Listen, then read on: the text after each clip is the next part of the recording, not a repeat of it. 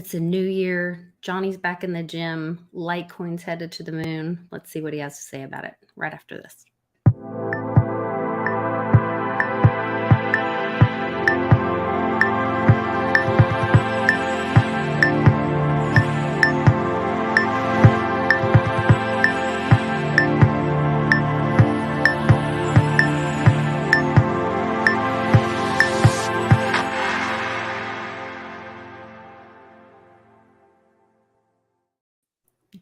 Johnny, I see that you are hitting the gym. You've got the, everybody's doing the what's it called? The push-up contest. New Year's. Yeah, the push-up contest. Oh, well, there's a Litecoin push-up contest people are doing, a New Year's resolution. Are you serious? There is. So Master started it, where he said, whatever price Litecoin is to do that amount of push-ups each day.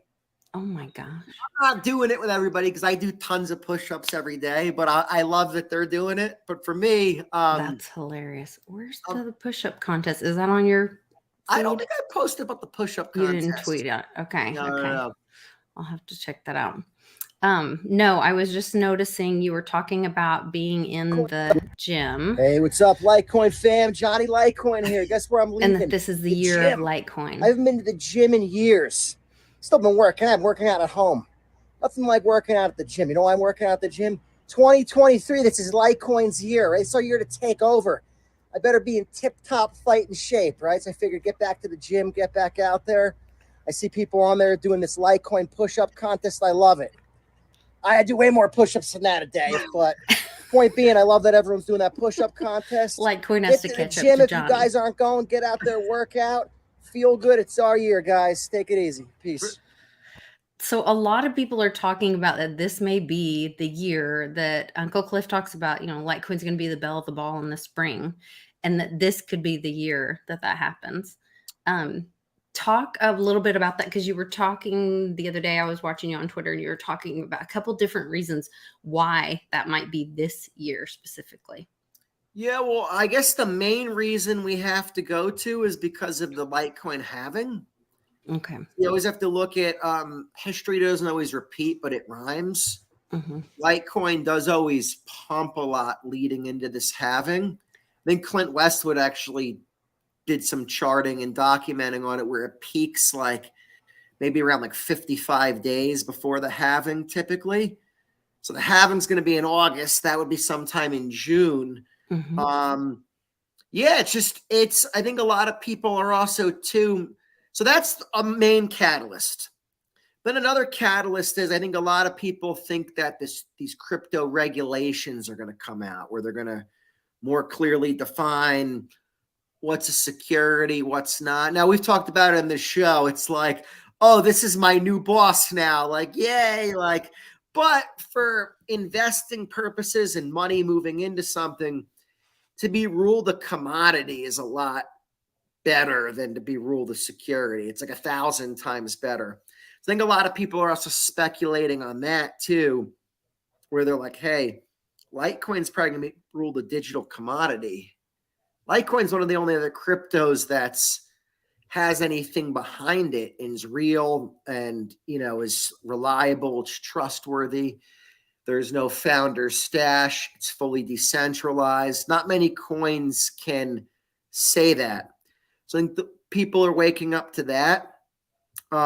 Two main factors. I guess a third factor would be Dogecoin has some popularity. So we're definitely seeing, and with the whole merge mining thing, mm-hmm. we're definitely seeing a surge in the hash rate. And for these miners, they get Litecoin and they also get Dogecoin. So, I mean, it definitely, they want both coins to succeed. It's not like, I'm mining Dogecoin. I want Litecoin to do bad. No. So the Dogecoin community is like, oh, wow, we want Litecoin to do good and be successful. Litecoin community is like, hey, we want Dogecoin to do good and be successful. Do you think the Dogecoin community is aware of the merge mining? Yeah, I think, yeah. Okay. Well, the miners are, because it's the miners, it's your revenue. Yeah. I think Yeah. I don't mean not a lot of the kids on Twitter that are just posting memes and stuff, but Right. I'd say a decent amount of them are. And might be more people that originally mined Litecoin and then they were just getting the Doge. That's probably what it is. They're getting the Mhm. Dogecoin reward as like an ancillary thing. Okay. And I guess we're on the Twitter Spaces last night. I mean, all this hash rate's coming from these L7 miners. So some guy was saying, we were like, well, what do you get per week? And he was getting around 3 Litecoins a week. Now he said, because the hash rate's so high, he's getting 1.5 Litecoins per week. But I mean, the price of Litecoin's more money now, so you got to factor that in as well. So it's, it definitely, and I don't know how much Dogecoin you get, but I'd imagine it's, I'd imagine you're getting a decent amount if you're getting 1.5 Litecoin. So if you're already mining Litecoin, can you automatically get Dogecoin? Is that how it works? Kind of how it works. It really depends. I think a lot of it depends on the pool that you're in, but most of them support. Oh, okay. If you're in a pool, okay. Most of them support the merge mining, and it might also matter the unit you're using as far as to mine. But obviously, if you don't have really old equipment, then it's going to be capable to do this merge mining. Imagine if you're using something really old that doesn't. Yeah, I've been seeing new, like these little tiny, like they almost look like they're tabletop, like these little boxes that use like less than 1 light bulb's worth of electricity to mine. They've been advertising, and then there was an ad or article about using like a Mac a Mac Pro with an M1 chip that you can mine now with them, and just it seems like it's getting easier. Yeah. I mean, there's obviously you're not going to get the same payout on a device like that than you are this L7. They were really talking about the an L7 they were selling for $18,000. Wow. I think now they said they were worth about maybe $8,000 to $10,000. So that's a lot of money for a piece of equipment. Supposedly these things, I mean, the wind they pull, they were talking about heating applications.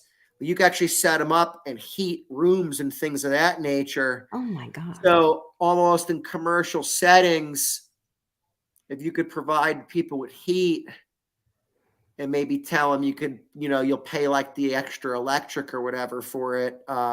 You're giving them that benefit of free heat, and then you could keep the coins as your reward, and you could probably set them up in a lot of different places. They're talking about that. But yeah, no, all good stuff. I mean, I think we definitely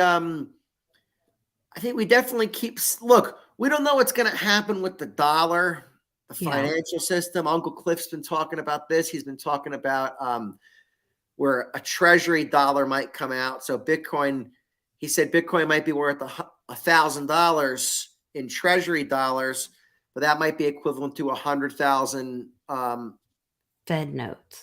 Fed notes, exactly. Yeah. So something like that could occur. But right now, I mean, Bitcoin, Litecoin's back on the upswing, but it also too because the dollar is getting weaker. You always have to factor that in. These are currencies that are valued against each other. But I mean, we definitely should keep seeing bullishness. I mean, if the system doesn't blow apart by summer, when we're expecting to see this peak, I mean, Litecoin should be a few $100s again. I would think. And then if Bitcoin moves, Litecoin. So if Bitcoin went back to 30,000 or something like that, right? Which, you could see that happening. It's kind of what in 2019, when the last Litecoin halving happened, Bitcoin started moving back up again. And, I think Bitcoin probably hit that year, probably around 9,000. And it had hit previous high was, 19,000. So, based on that type of history, that means Bitcoin could easily be back at $30,000 this year. And then if Litecoin went to about 55 to 1 last time on the Bitcoin to Right. You Litecoin were talking about the ratio. ratios. Uh-huh. I mean, that would give you a Litecoin price of what's that about? I'd have to It's get a calculator. $550, somewhere in that. So new all-time highs. That would be a new all-time high. Now, Mm-hmm. I'm always conservative in my guesstimates. I say, well, let's play it safe. Let's shoot for 100 to 1, right? And now where are you talking? Now you're talking if Bitcoin's at 30K, Litecoin's at $300. That still sounds pretty nice to me. Sounds pretty good. And then, like I say, I think people's moves should be to be swapping into Bitcoin at that point in time instead of selling into Federal Reserve notes. Right. We have to remember that crypto is for the future. Right now, if you look at, and none of this is financial advice, if anybody takes financial advice from me, God help you. This is a time to think for yourself. This is a time to educate ourselves and take personal responsibility for our health, our wealth, and our finances. But get as much information as you can from everybody. Listen to what Johnny's telling you about watching the ratios and how you can look out for your future. And talk to my friend Andy, follow Andy Sheckman on Miles Franklin. And he talks about during this time when the dollar's dying to preserve your family's wealth or assets in gold and silver and really look to crypto for the future. That's another great move. I mean, maybe buy silver with Litecoin at that point in time, or buy gold or something of that nature. If that's another ratio to keep in mind, the Litecoin to silver ratio.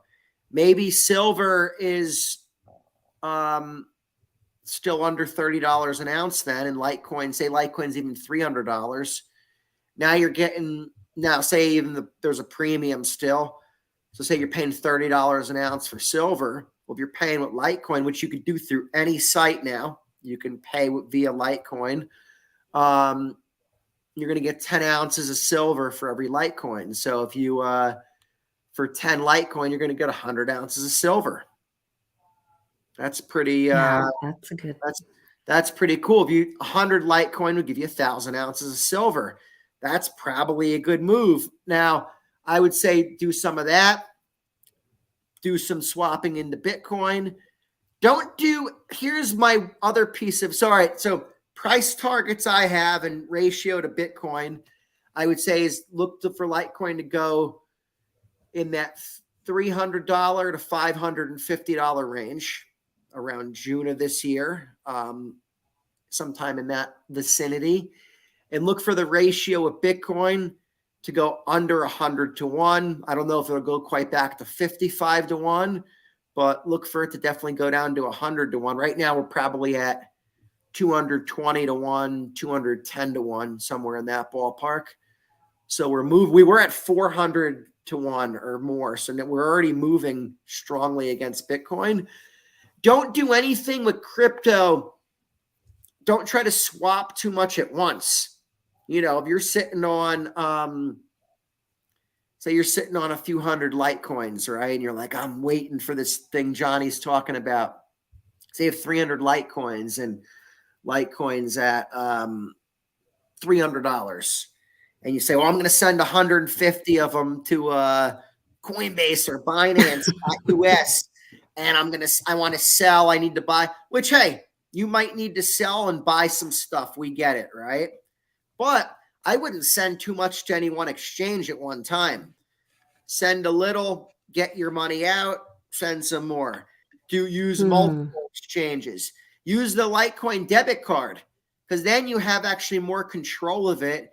You can actually just go from your Lite wallet or just from any wallet, move money into that wallet, and then go spend it immediately. Grab some cash out of an ATM immediately. So that's a good move too, rather than waiting on an exchange to send you all this money. You don't want to be waiting on, if you tried to sell 150 Litecoins and the price is $300, you don't want to be waiting on $45,000 and then all of a sudden there's a there's a banking crisis and a bank holiday. Like, oh, I'm getting my money. It's like, no, you're not. Not you. Yeah. No, you're Oh, not. wow. And you're definitely gonna be more likely to spend through the Visa network at that time. They'll be much more likely to keep that system. They can keep the manipulation up with the Visa system because it's numbers So on. even if the banks close, the Visa system could stay open. Sure. The Visa. Okay. I mean, here's the thing. The banks could close to the public for withdrawals and all that. The Visa system works as it stands right now. Now, it could work in different manners, but the monopoly on the system is when Visas hit through any system or terminal, the issuing bank talks to the acquiring bank and gives that approval or decline right there. Now, the issuing bank is the bank that issued the card. The acquiring bank is on the merchant processor side, the merchant bank. That's the big cheese behind Receiving. Okay. They talk to one another, right? So if the banking system completely went down, now I suspect they can keep the manipulation up in that system because they could just say, well, keep the approvals moving. It's just a computer program.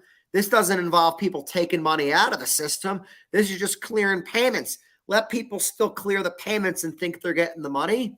So you could still get stuff at that point in time. It would take several days for the merchants to catch on. And then what would happen? They don't get their money right away anyways. They wouldn't get their money.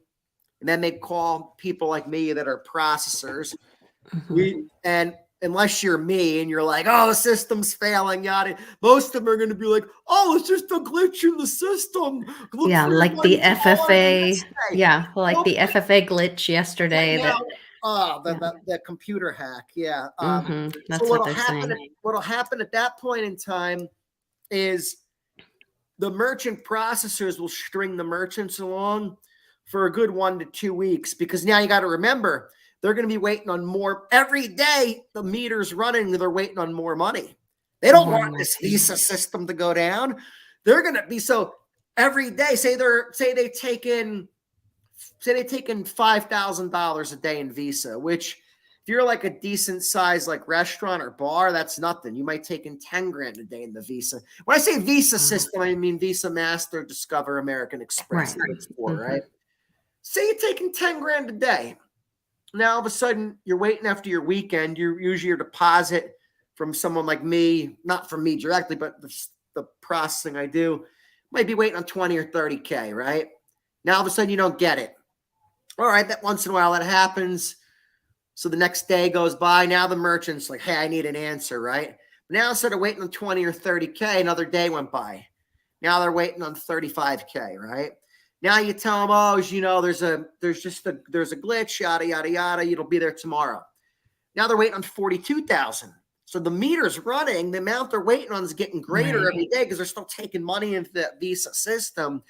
So in a banking collapse, I'd imagine having one of those crypto debit cards would be really useful, because you could be moving money into that wallet and spending on it, and the Visa system will still approve it and give you your goods. Okay. So whether the merchant ever got it or not, you don't know, but you could at least. You don't know, because they're not getting their money right away anyways. And then the merchant processors can string them along for several days. Several days can go by, and then they're and now think about the lying that's going to go on during that time. The stories are going to come up with as to why you're not getting your money. So is there a banking holiday coming up around the beginning of February? I was thinking about, how the deep state loves all their magic dates with the 2s and the 3s, and there's banking holidays too all the time. So a lot of times, if sometimes people just think that it's a banking holiday if they don't get money for one day. Now, some people don't even notice. I mean, there's some people that don't check their account every day. A day or two goes by, they don't even notice.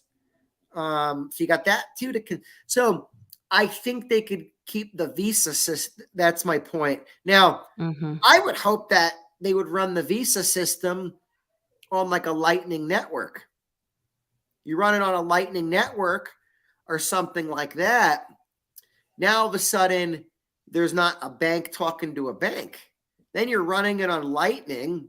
Banks could go down, but if you know how to use Lightning, and the app was easy enough, you just send the payment through Lightning, which like a Strike app, super easy. And then it's not even having those banks involved. The problem is they have such the monopoly on it right now that will they even let that system stay afloat if they're not getting their grubby mitts in on it? Because they actually like have such power in these systems and things that are out there. That's what I wonder how that shakes out. Mm-hmm. Not really Visa, like I said, it's not really Visa or MasterCard that have all the power. It's just their network. The banks make the majority of the money. They control they control the whole thing from start to finish. They're running the show. All the decisions in between. Yeah. Yeah. Man, it's going to be interesting for sure. I know, there's been all these changes with the leadership changing in the House, and that's who really controls the purse strings and does the investigations. And they're now ordering some of these investigations into the Fed. And I even heard something about auditing the Fed or auditing the Fed and the Treasury. Got to go back and we had a great find move my this week articles. from them. Didn't they knock down the funding for the 87,000 IRS agents? They did in the House. It has to go to the Senate, I think, and then I think it like goes up and back and then to the president's desk, I think, is the process. But I know it has to go through the Senate and then has to be signed by the president, which they say will not happen. But who knows? Crazy things happen because I'm sorry, go ahead. So it'd have to be signed by the president for it to be approved that their funding is declined. That's my understanding. Yeah. But they just found the second set of documents, classified documents that he was keeping next to his like Mustang or Corvette or something in his garage in his home. So now there's been an investigation launched by the AG officially into just exactly what they accused Trump of, which is ironic. So that's kind of that ball is rolling. Nice.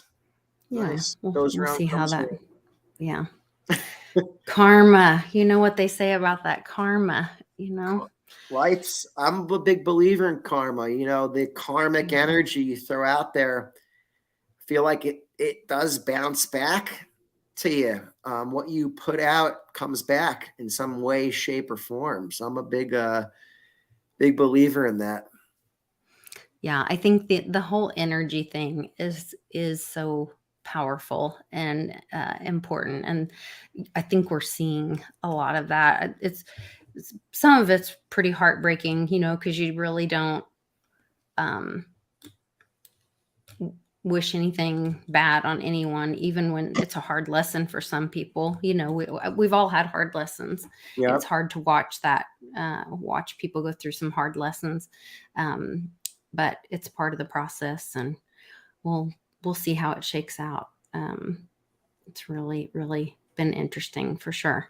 Yeah. But I think it's going to be an exciting spring.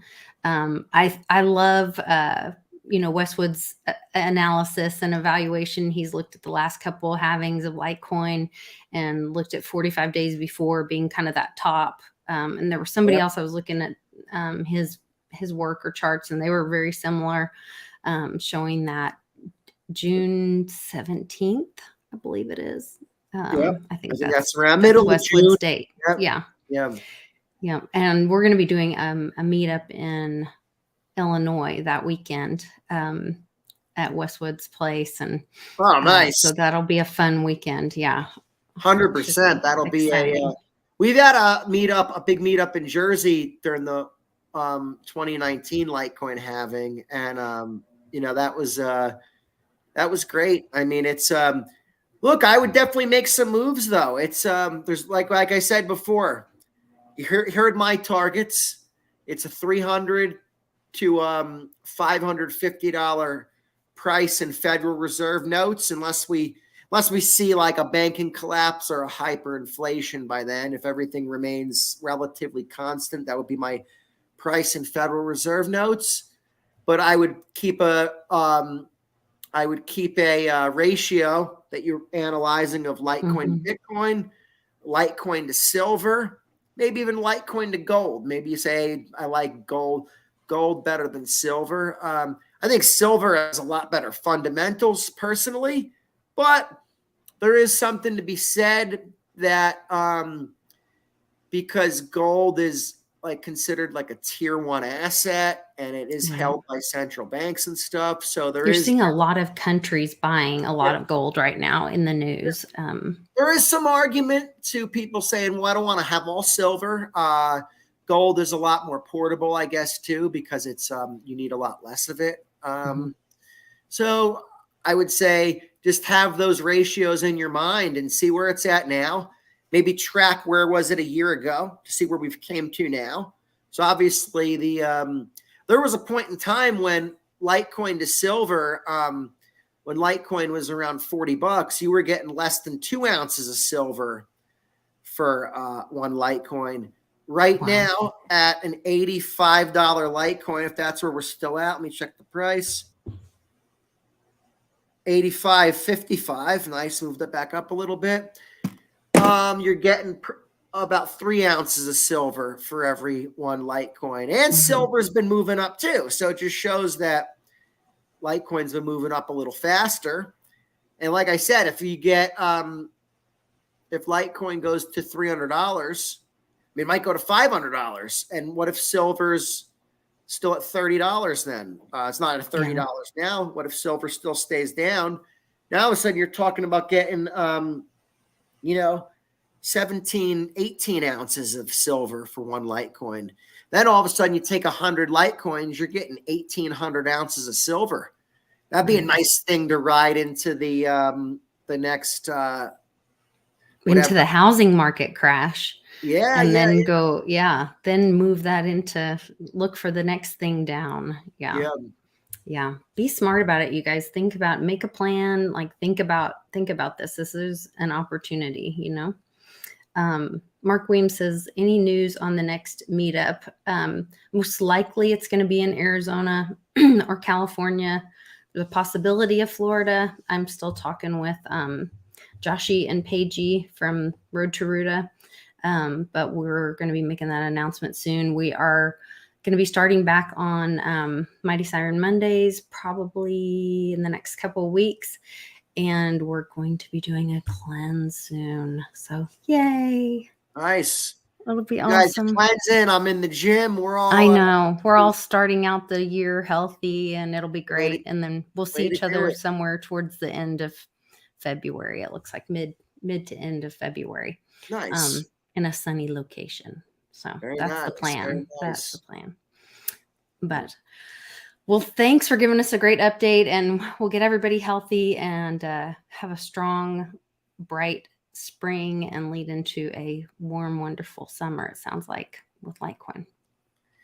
Yeah, I would just keep your heads up, guys. We're going through, we're obviously going through tough times. People are struggling to pay for eggs, but if you've held out with Litecoin for this long, you're starting to be rewarded, and it does look like the right place to be. Just like I said, make the right moves, and I keep those ratios in mind. And then if you want to sell a little into Federal Reserve notes, which everybody thinks of as dollars, don't send too much to any exchange at one time, because you don't want, like I said, gave you my example, you try to sell 150 Litecoins and your Litecoin's at $300 and you're waiting on 45K at one time.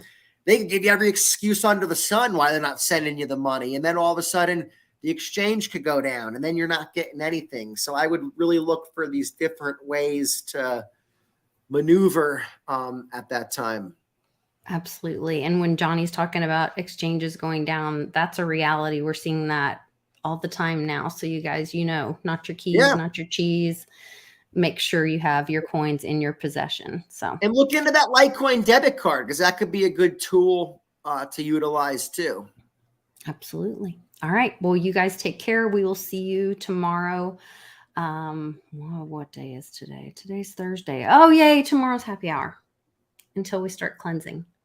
Then I don't know what I'll do. But anyway. All right. You guys take care. Thanks, Johnny.